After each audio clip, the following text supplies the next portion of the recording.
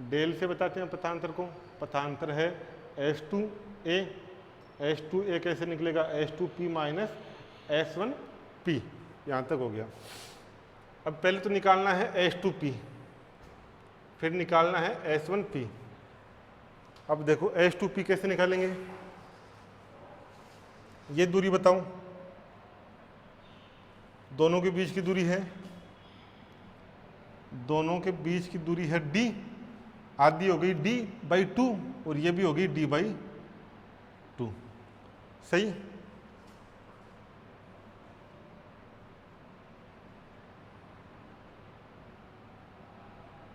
यहां मान लो L1 निकालेंगे, S2P निकालेंगे, पाइथागोरियन से क्या हो जाएगा, S2L1 का स्क्वायर प्लस L1P1 का स्क्वायर,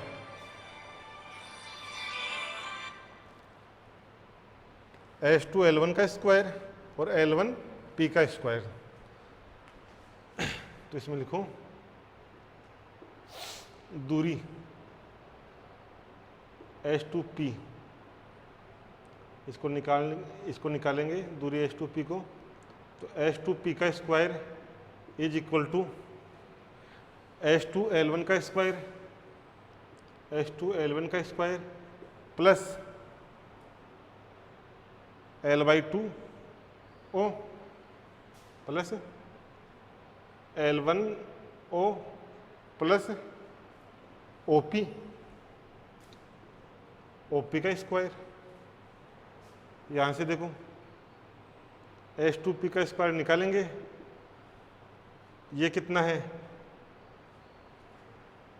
S2L1 आपका D, स्क्रीन और स्लिट के बीच की दूरी D² हो गया, प्लस ये आपका D/2, ये D/2 है और ये x है, तो टोटल कितना हो गया, टोटल हो गया आपका x प्लस D/2, ये दूरी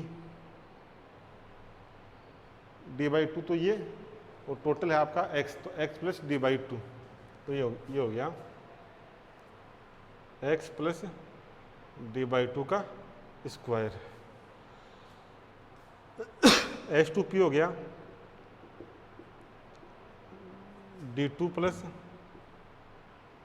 x प्लस D/2 स्क्वायर की पावर 1/2, 1/2।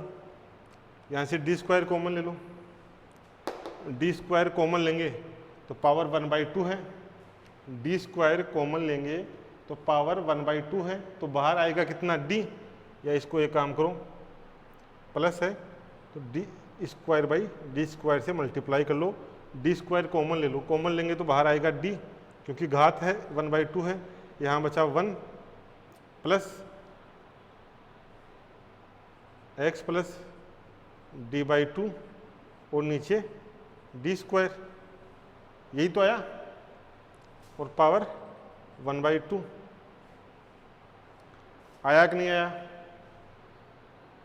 ऊपर नीचे D² से मल्टीप्लाई कर लिया, D² कॉमन लेंगे तो पावर 1/2 है, तो बाहर केवल D आएगा, अरे ये हो जाएगा ना D² पावर 1/2, तो 2 से 2 कैंसिल आउट, बाहर आया D, या इसको यूं कर दो, इसको सोल्व करेंगे तो D, तो यहाँ बाहर आया D बाहर।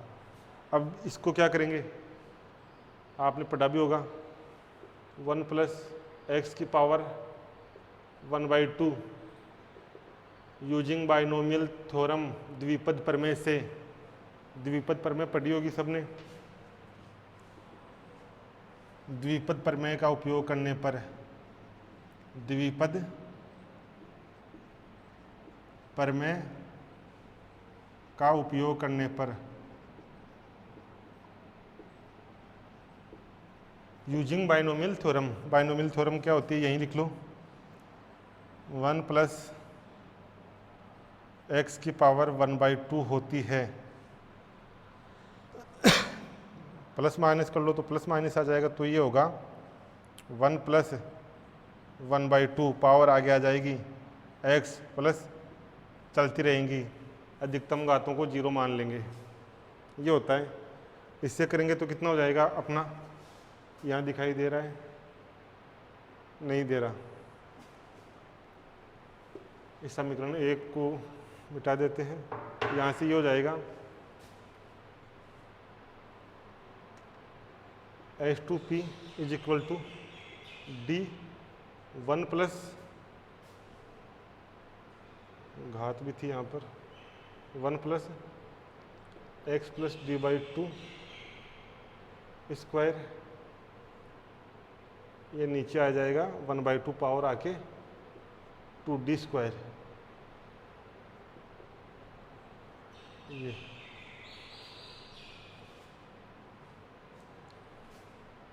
यहाँ लिख लेना, d का मान ज़्यादा है स्मॉल d से, मतलब इस d का मान ज़्यादा है इस स्मॉल d से।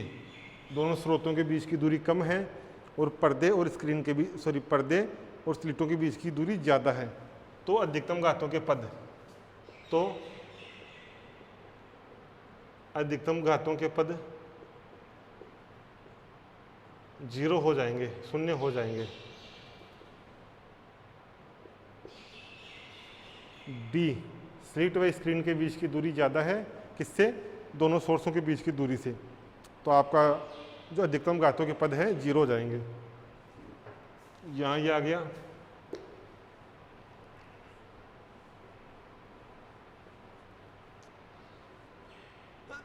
इसमें क्या करेंगे, डी को वापस अंदर ले जाऊं, डी को वापस अंदर लेके तो यहाँ D plus X plus D by 2 का स्क्वायर अपॉन डी 2d, एक डी से एक डी कैंसिल आउट, ये आ गया अपना H2P, ये H2P आ गया।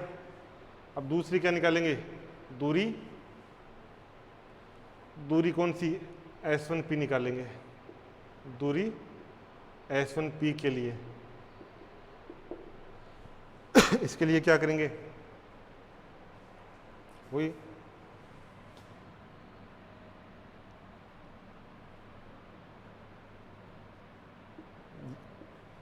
L2 मान लो। ये दूरी कितनी हो जाएगी, अब यहाँ से लेकर टोटल आपकी x थी, इसमें से ये d/2 है, तो x में से d/2 घटा दो, x में से d/2 घटा दो तो आपकी ये दूरी आ जाएगी। तो ये हो जाएगी आपकी x minus d/2, x minus d/2, ये आपकी x प्लस d/2 हो गई थी। तो देखो यहाँ भी यूजिंग पाइथागोरियन थ्योरम, ऐसा ही तो बन रहा है। ये आपका S1 है, ये L2 है, ये आपका P है, ये दूरी है x माइनस d/2, ये d है, अपन को ये निकालनी है, तो निकाल लो पाइथागोरियन से। क्या हो जाएगा, ये हो जाएगा आपका S1P का square is equal to S1L2 का स्क्वायर प्लस L2P का स्क्वायर, यही तो होगा। S1P का स्क्वायर, S1L2 का स्क्वायर, L2P का स्क्वायर, तो ये आ गया आपका S1P का स्क्वायर इज इक्वल टू, दोनों के ये S1L2 होगी d स्क्वायर प्लस ये होगी L2P होगी x माइनस d/2 का स्क्वायर। यहाँ से स्क्वायर उठाएंगे तो पावर 1/2 आ जाएगा, d square plus x minus d/2 2 power 1/2। यहाँ से d कॉमन ले लेंगे, d कॉमन ले लिया तो बाहर क्या आ जाएगा d, क्योंकि पावर कितनी है 1/2, d आ गया, तो यहाँ बचा 1 प्लस x माइनस d/2 का होल स्क्वायर और नीचे 2d square, 2d square power 1/2। यहाँ तक उतारो। इसके बाद बाइनोमियल थ्योरम लगाएंगे, इसके बाद इसमें भी बाइनोमियल थ्योरम लगाएंगे।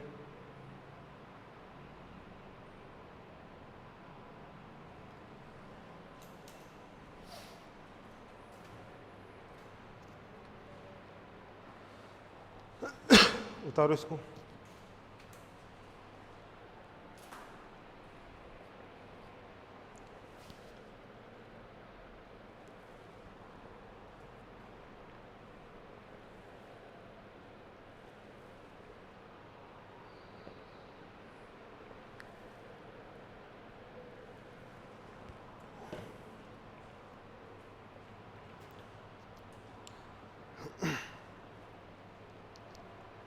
ये हो गया। बाइनोमियल थ्योरम लगाऊं, इसको हटा देता हूं मैं। ये मान याद रखना, ये इसको इक्वेशन H2P को इक्वेशन 2 कर लो। जो आपका H2P है इक्वेशन 2 कर लो इसको। इसमें लिख दो दोबारा से, यूजिंग बाइनोमियल थ्योरम, द्विपद प्रमेय के उपयोग से, using binomial theorem. Binomial theorem क्या होती है? 1 + x की पावर 1/2 होता है, तो ये होता है 1 + 1/2x, अधिकतम घात के पद चलते रहते हैं आगे, यानी जो 1/2 है वो आगे आ जाता है x के साथ। तो अपना ये हो जाएगा S1P हो जाएगा, S1P हो जाएगा आपका d 1 + 1/2, सॉरी ये 2 यहाँ नहीं आएगा, 2 यहाँ नहीं आएगा, यहाँ से हटा लेना, 2 इस वाले स्टेप में आएगा। ऊपर क्या बचा? ऊपर है अपना x - d/2 का होल स्क्वायर, आगे चलता रहेगा। d का मान ज़्यादा है तो अधिकतम घात के पद 0 हो जाएंगे, अधिकतम घात के पद 0 हो जाएंगे। अधिकतम घात के पद 0 हो गए तो अपने पास आ गया S1P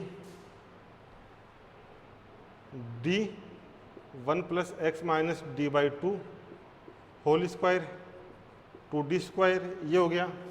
d को अंदर ले जाओ, S1P का मान कितना आ गया? S1P का मान आ गया d + x - d/2 का स्क्वायर, ये d है 0 नहीं है, और 2d, एक d से d कैंसिल आउट हो गया। ये आ गया समीकरण 3।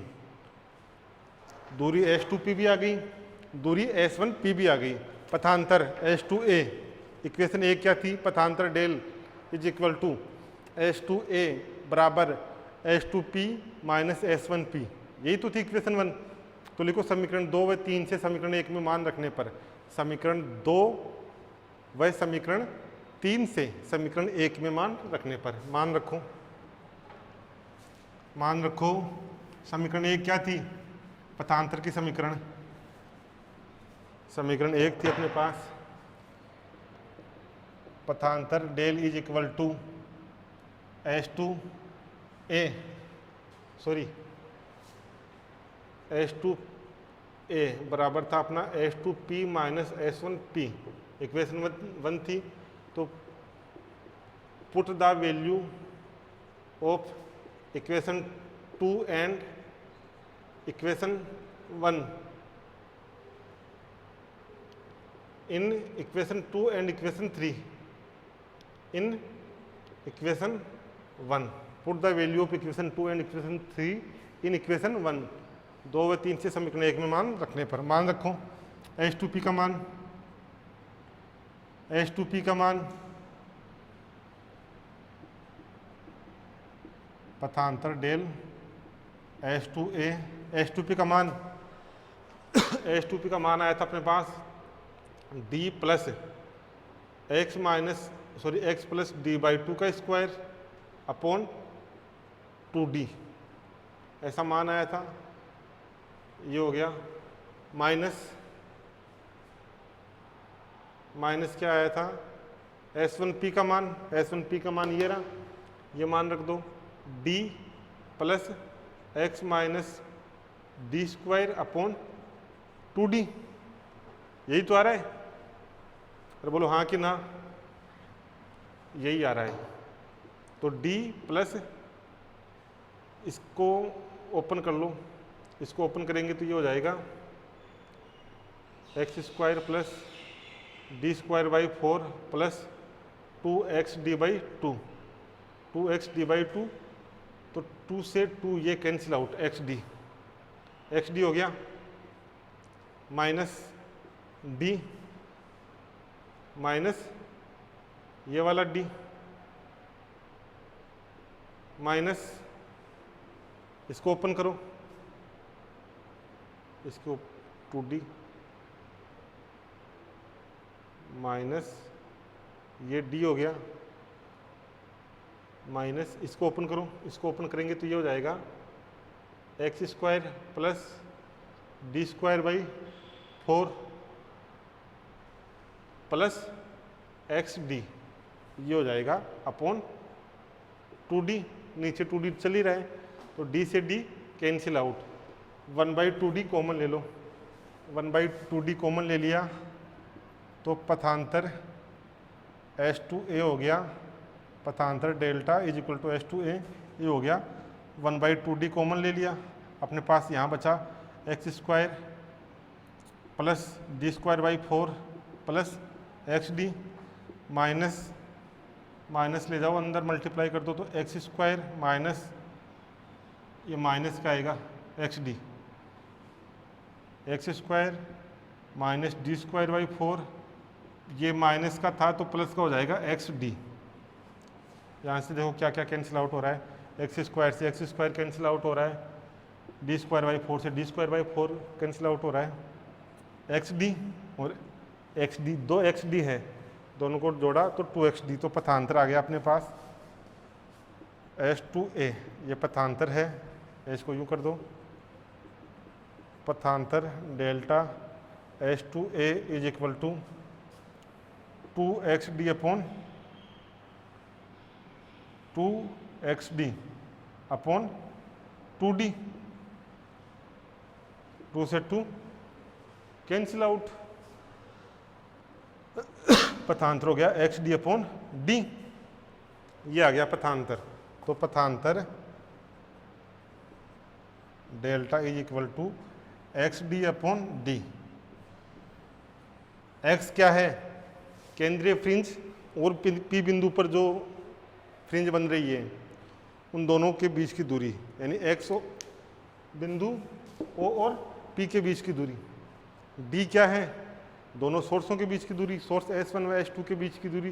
कैपिटल D क्या है, स्क्रीन और स्लिट के बीच की दूरी। ये पथांतर आ गया, यहाँ तक नोट करो, यानी अपने पास ये दूरी आ गई H2A, पथांतर आ गया, नोट करो यहाँ तक।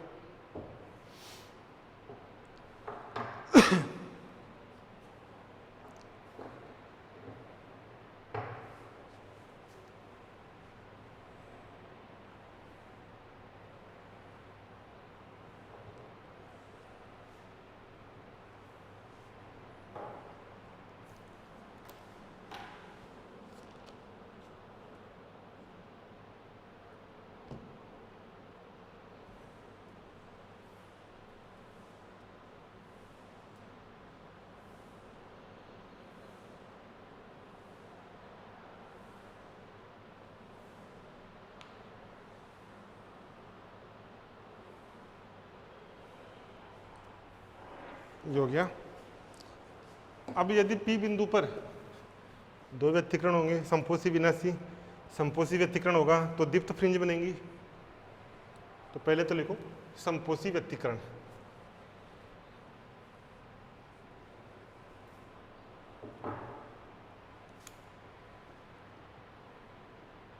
यहाँ पहले तो अपना पथांतर लिख लेते हैं, इनको भी हटा देते हैं, जो अपना ये था पथांतर लिख लो बस, पथांतर आया था, यहाँ लिख देता हूँ ऊपर, पथांतर आया था XD अपॉन कैपिटल D, ये वाला संपोषी व्यतिकरण के लिए, संपोषी व्यतिकरण, ये लिख लो संपोषी व्यतिकरण।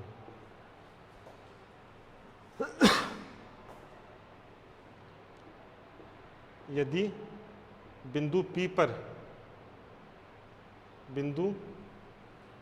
पर संपोषी व्यतिकरण होता है तो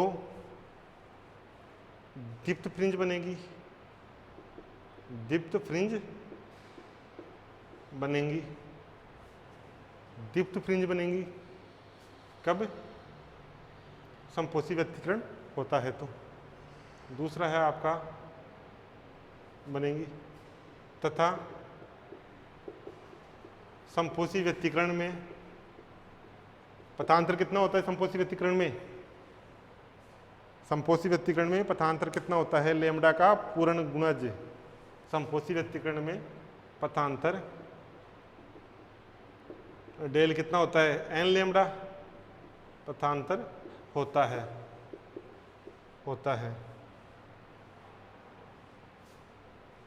अतः बिंदु P पर एन क्रमांक की दीप्त फ्रिंज के लिए दीप्त फ्रिंज के लिए क्या होगा? एक तो अपने पास आया था पथांतर, कितना पथांतर आया था अपने पास? XD/D। दूसरा पथांतर होता है संपोषी में एन लेमडा। तो यहाँ से क्या आएगा? XD/D is equal to N lambda. NV fringe के लिए देख रहे हैं, तो क्या हो जाएगा? एनवी फ्रिंज के लिए, या मैं यहीं कर दूं, चलो इसको तो लिखो एक बार। इसको लिखा XD/D एन लेमडा।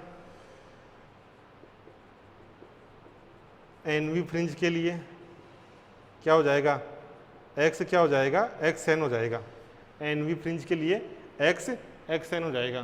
तो यहाँ से देखो अपने पास आ गया XND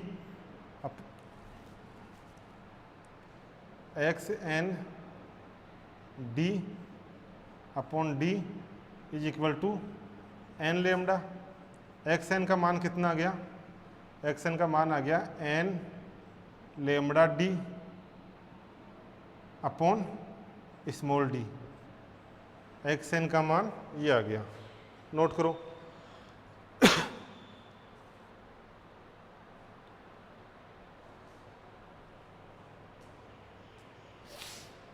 ये क्या है? XN। ये नोट करो, XN है बिंदु P पर एनवी दीप्त फ्रिंज।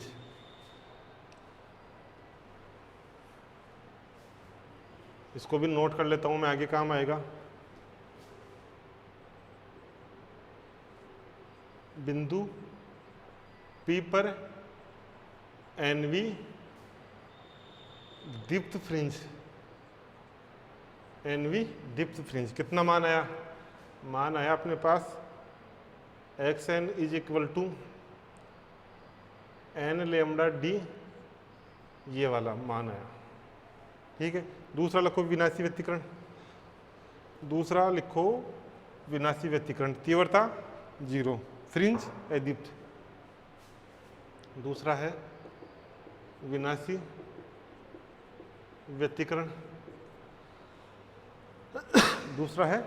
व्यतिकरण। विनाशी व्यतिकरण कब बनेगा? जब P बिंदु पर तीव्रता न्यूनतम हो। जब P बिंदु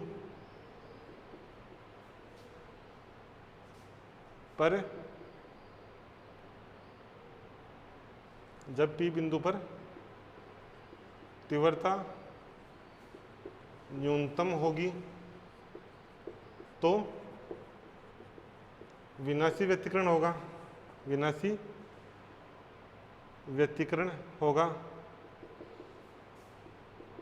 विनाशी व्यतिकरण में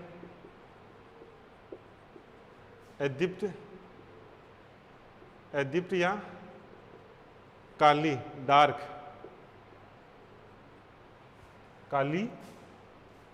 फ्रिंजें बनती हैं तथा विनाशी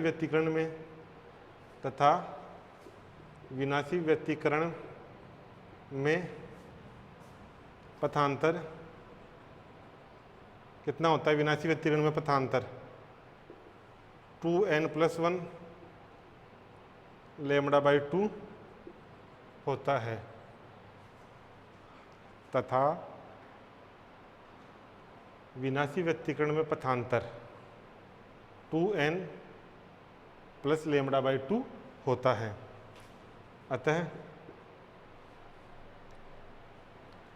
अतः बिंदु P पर, इसको यहाँ कर दूँ,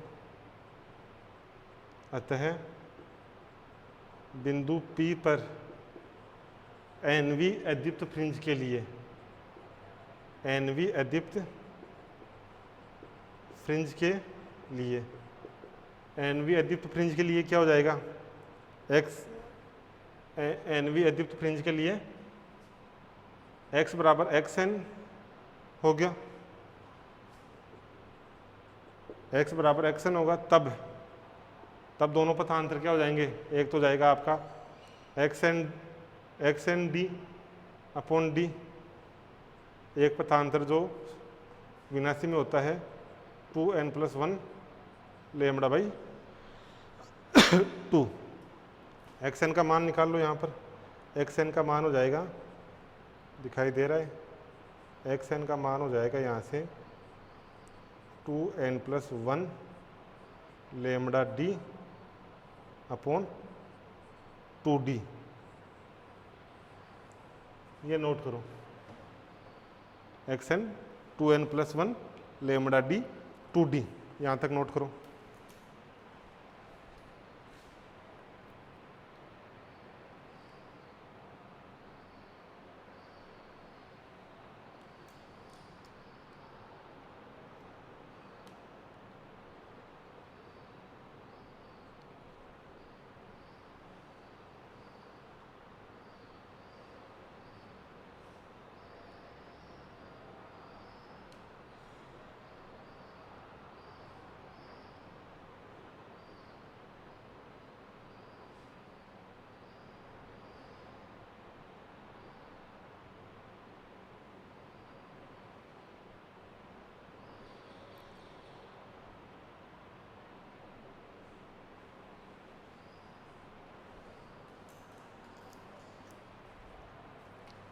ये हो गया विनाशी व्यतिकरण।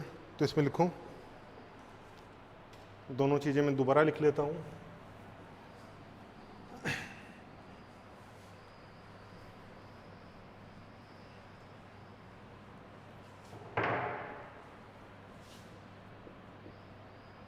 बिंदु P पर NV अदीप्त फ्रिंज के लिए,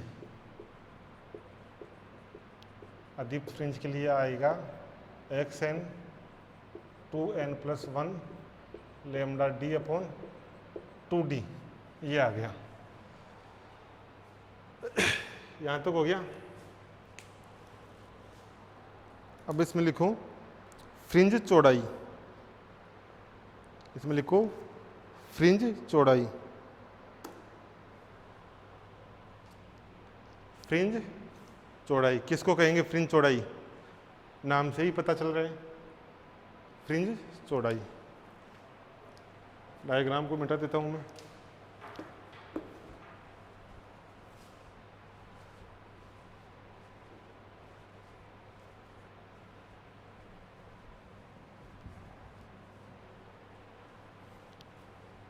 फ्रिंजें कैसी बनती हैं, फ्रिंजें बनती हैं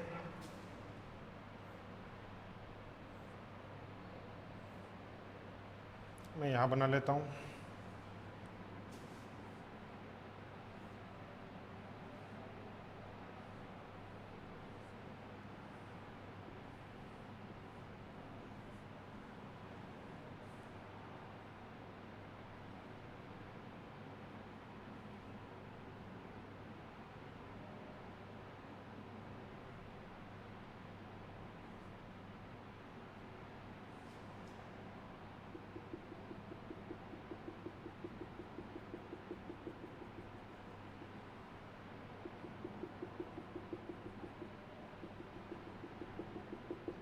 ये तो आपकी है डार्क फ्रिंज, डार्क मतलब काला, तो ये तो है काली फ्रिंज, इनका भी रंग काला है।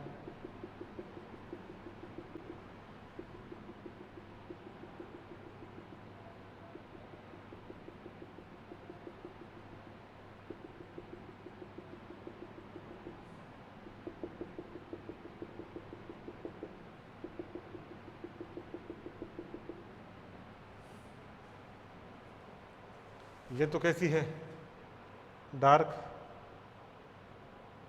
या एदीप्त,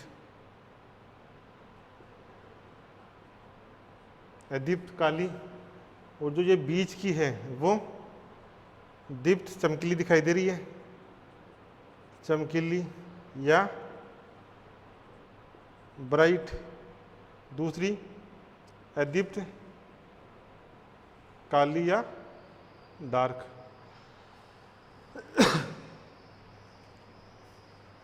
टॉपिक है अपना फ्रिंज चौड़ाई।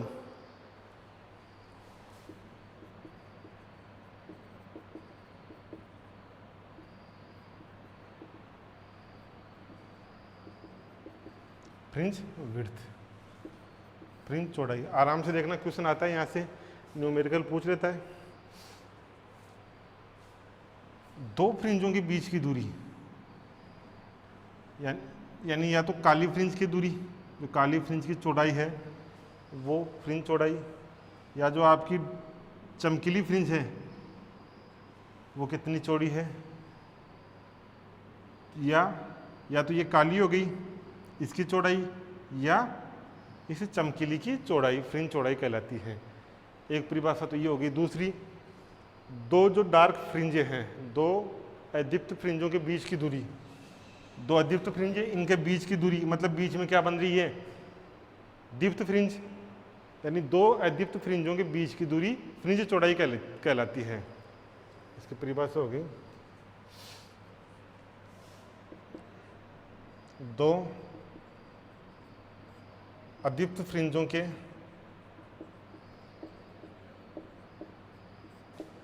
बीच की दूरी, दो अदीप्त फ्रिंजों के बीच की दूरी दीप्त फ्रिंज की चौड़ाई कहलाती है। दीप्त फ्रिंज की चौड़ाई कहलाती है। दूसरा, दो दीप्त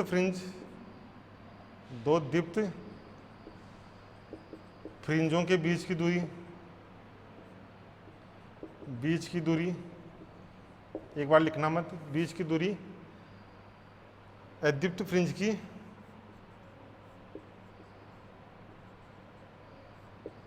चौड़ाई कहलाती है, चौड़ाई कहलाती है। तो सबसे पहले हेडिंग डालो फ्रिंज चौड़ाई, फ्रिंज चौड़ाई।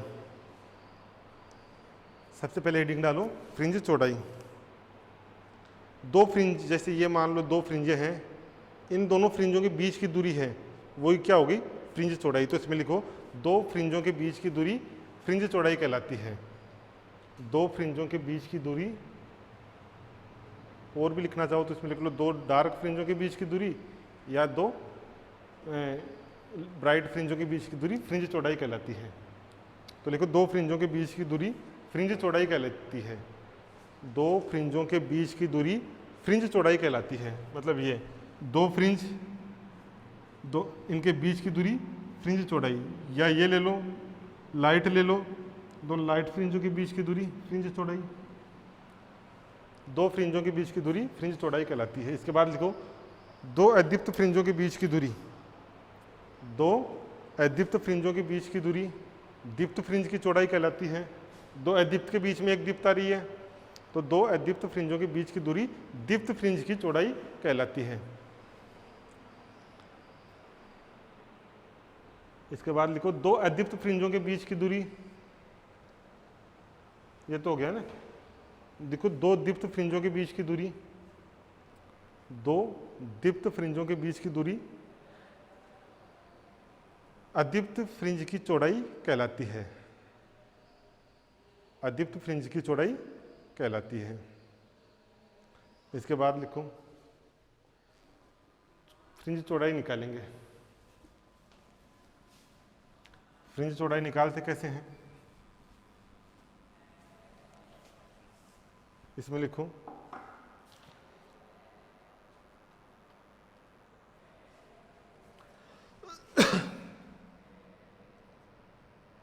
पहला है अदीप्त फ्रिंज की चौड़ाई,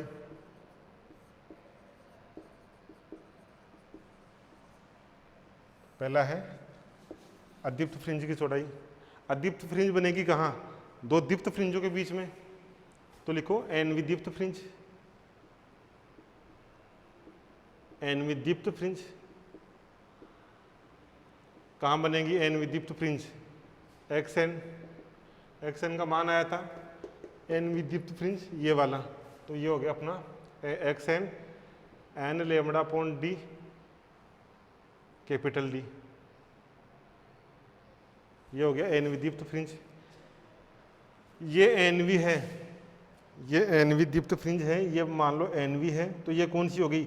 एन प्लस वन। एक को एन माना है तो दूसरी क्या हो गई? एन प्लस वन, तो N plus one V, N plus one V दीप्त फ्रिंज। एन की जगह एन प्लस वन कर दो, तो ये हो गया X N plus one, N plus one lambda D upon D. ये एन प्लस वन वी फ्रिंज, ये वाली, ये एन वी, तो एन प्लस वन में से एन बाकी निकाल दूं तो जो बीच में फ्रिंज की चौड़ाई बच जाएगी वो फ्रिंज कौन सी होगी? दीप्त फ्रिंज होगी। तो लिखो अदीप्त फ्रिंज अतः अदीप्त फ्रिंज अंतराल, अतः अदीप्त फ्रिंज चौड़ाई, फ्रिंज अंतराल भी कहते हैं इसको, ये हो गई X N plus one minus X N, ये यहीं लिख दूँ, X N plus one minus X N. इसको बीटा से नोट करते हैं, ये याद रखना, बीटा। तो बीटा अदीप्त कितना हो गया? बीटा अदीप्त कितना हो गया? एक्स एन प्लस वन का मान ये N plus one lambda D upon D minus X N का मान ये minus N lambda D upon D, ये हो गया। यहाँ से ओपन कर लो, plus lambda D D minus N lambda D upon D हो गया ये वाला। यहाँ से ये कैंसिल आउट, तो बीटा दीप्त क्या हो गया? बीटा दीप्त कितना आ गया? लेमड़ा डी अपॉन डी, ये आ गई अदीप्त फ्रिंज की चौड़ाई। हुआ क्या? अदीप्त फ्रिंज की चौड़ाई निकालेंगे। अदीप्त फ्रिंज किनके बीच में बनेगी? दो दीप्त फ्रिंजों के बीच में बनेगी। परिभाषा में दो दीप्त फ्रिंजों के बीच में बनेगी, तो एक लेंगे एन वी दीप्त फ्रिंज, दूसरा लेंगे एन प्लस वन वी दीप्त फ्रिंज। एन वी दीप्त फ्रिंज के लिए अपन ने निकाला है ये वाला एक्स एन लेमड़ा डी निकाला है, ये हो गया। दूसरा एन प्लस वन वी दीप्त fringe, N plus one lambda D, ये हो गया। घटा दो, फ्रिंज चौड़ाई को बी से नोट करते हैं, घटाया तो ये कैंसिल आउट हो गया, N lambda D upon D से N lambda D upon D cancel out हो गया, और अपने पास बच गया lambda capital D upon D. ये बीटा अदीप्त तो आ गया। अब बीटा अदीप्त निकालेंगे। बीटा अदीप्त के लिए क्या करेंगे? तो बोलो, दूसरा लिखो दीप्त फ्रिंज की चौड़ाई। पहले अदीप्त का निकाला था, अब दीप्त फ्रिंज की चौड़ाई। दीप्त फ्रिंज कहाँ बनेगी? ये रही दीप्त फ्रिंज, यहाँ बनेगी। तो ये तो क्या है? एन वी अदीप्त, और ये एन प्लस वन वी अदीप्त। एन वी अदीप्त क्या होती है? एन वी अदीप्त फ्रिंज। एन वी अदीप्त फ्रिंज कितनी आई थी?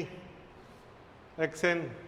एन वी अदीप्त फ्रिंज आई थी अपने पास X N 2n plus one lambda D upon 2d, यह आया था। एन वी N plus one we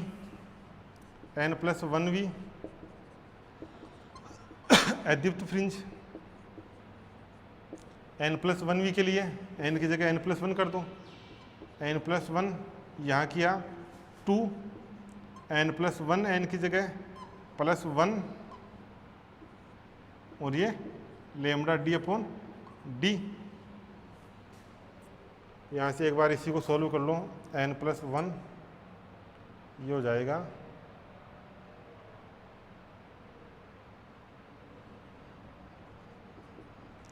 2n+1 lambda D plus lambda D upon D. यही तो होगा। लेमडा डी को अंदर मल्टीप्लाई कर दो, एक तो इससे मल्टीप्लाई हो जाएगा, तो इससे मल्टीप्लाई होगा तो 2n+1 लेमडा डी, एक 1 से मल्टीप्लाई हो जाएगा lambda D upon 2d upon 2d।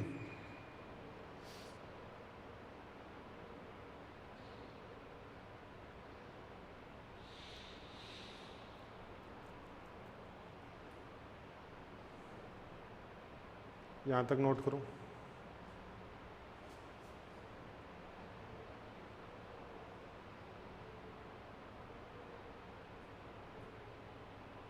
Note करो यहाँ तक।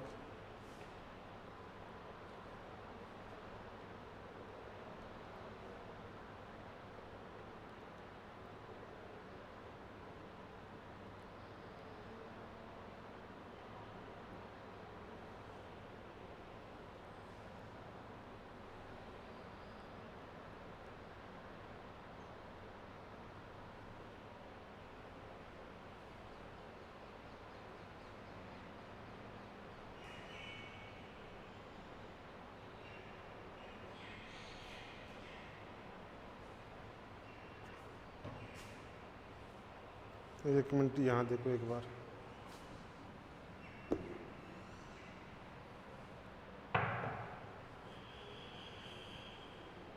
ये बन रहा है अपना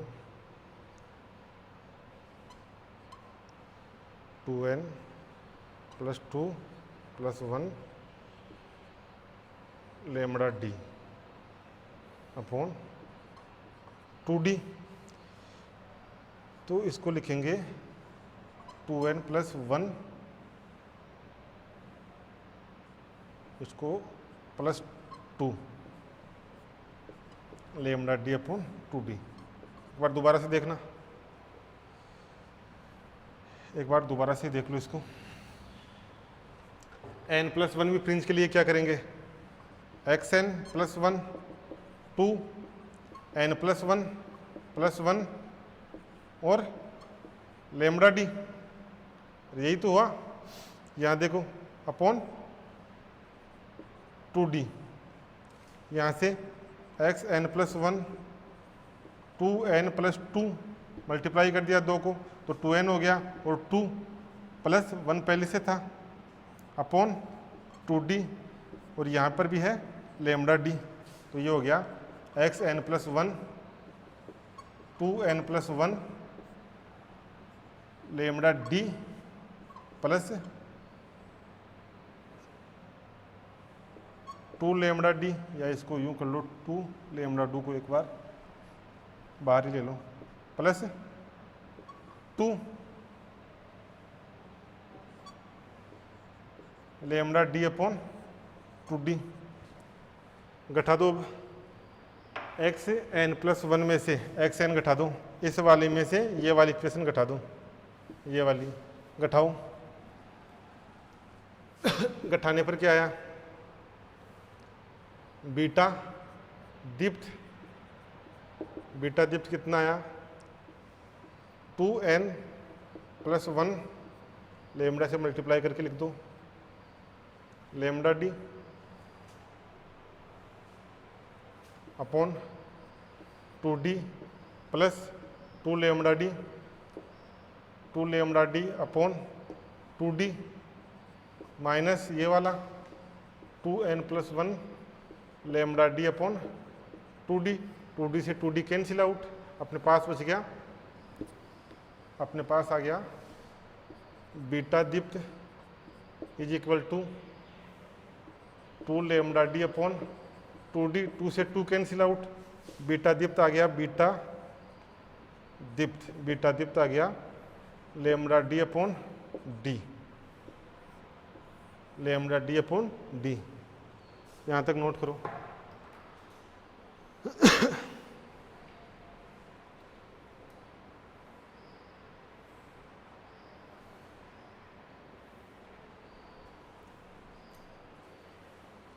अब इनकी प्रॉपर फ्रिंज चौड़ाई आ गई, फ्रिंज अंतराल आ गया, दीप्त का भी आ गया, ये वाला दीप्त का, और अदीप्त का भी आ गया। अब ये दोनों सेम हैं, किन किन पे डिपेंड कर रहे हैं? इस पूरे जो आपका एक्सपेरिमेंट है इसको पानी के अंदर डुबा दें तो क्या हो जाएगा? तो बीटा और किस किस पे डिपेंड कर रहा है, कौन से एंगल पे डिपेंड कर रहा है, तो ये नेक्स्ट क्लास में देखेंगे। आज के लिए यंग का डबल स्लिट एक्सपेरिमेंट पढ़ा, उसमें अपने डेरिवेशन किया, पाथ डिफरेंस निकाला, पथांतर निकाला, पथांतर के बाद वही पथांतर संपोषी और विनाशी के लिए देखा, उसके बाद फ्रिंजें निकाली, फ्रिंजों के बाद फ्रिंज अंतराल निकाला। तो आज के लिए इतना ही, और कल देखते हैं किस पे डिपेंड कर रहा है। ये नोट करो, एक बार इसको नोट करो।